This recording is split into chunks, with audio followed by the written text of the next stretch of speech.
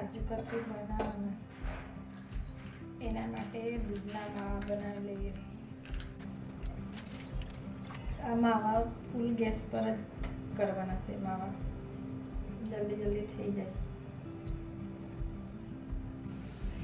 અને ફૂલ ગેસ પર હલાવે કરવાનું, માવો બની જાય.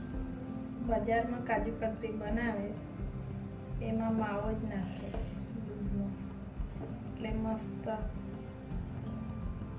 બની જાય કાજુ કતરી મુલાયમ.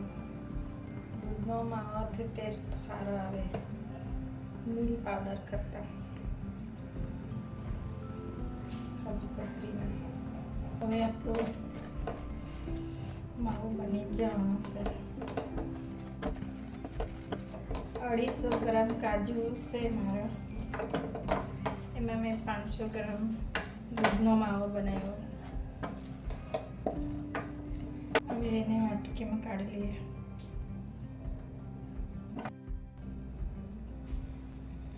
આ 250 કાજુ છે એ મેં 2-3 વખત પાણીથી ધોઈ કાઢેલા.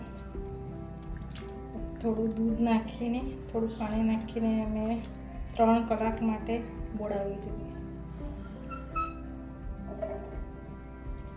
હવે એને મિક્સરમાં પીસી લેવાનું એકદમ ઝીણો.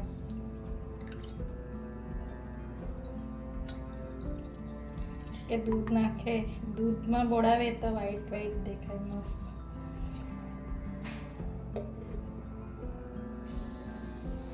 હવે આ કાજુને આપણે મિક્સરમાં પીસી લઈએ.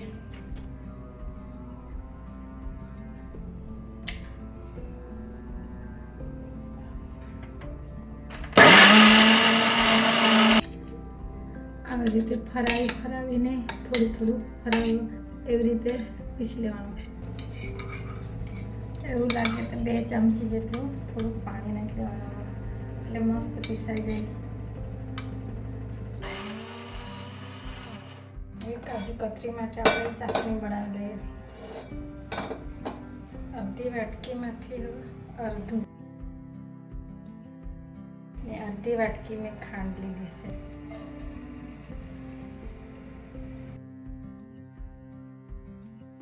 જરાક જાડી જેવી થાય ચાસણી બની જાય.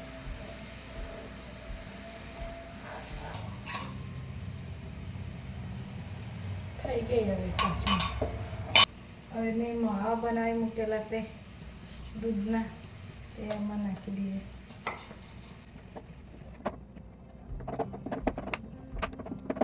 હવે એમાં આપણે કાજુના પેસ્ટ બનાવી મૂકેલા છે તે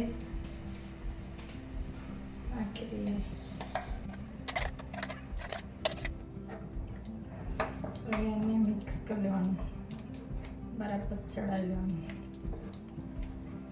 એમાં હવે અડધી ચમચી એલચીનો પાવડર નાખી સ્વાદ માટે. 2 ચમચી ચોટાઈ નહીં જાય એના માટે આપણે ઘી નાખી દઈએ. હવે થઈ ગયું, લોટ તો તૈયાર થઈ ગયો. હવે ઘી પ્લાસ્ટિકમાં લગાડી દેવાનું.